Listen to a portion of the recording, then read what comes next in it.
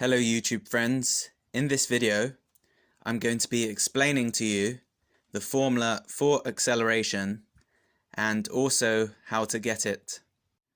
Firstly, let me give you some definitions. S is going to be for displacement, which is distance, and that is going to be from here to here. U is going to be for starting velocity, that is the initial starting velocity over here. V is going to be for final velocity, and that's going to be the velocity over here. A is for acceleration, okay, that is an object moving from here to here and accelerating, and T is going to be for time.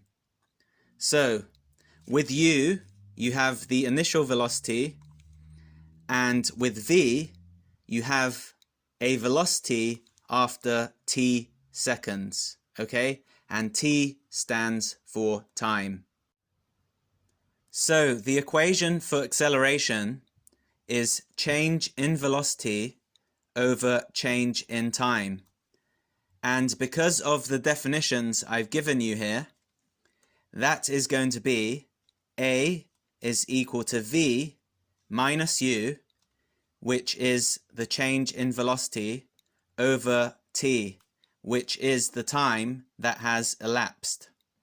Now this formula over here, with a little bit of algebra, can be transformed into V, which is the final velocity, is equal to U, which is the starting velocity, plus acceleration multiplied by time.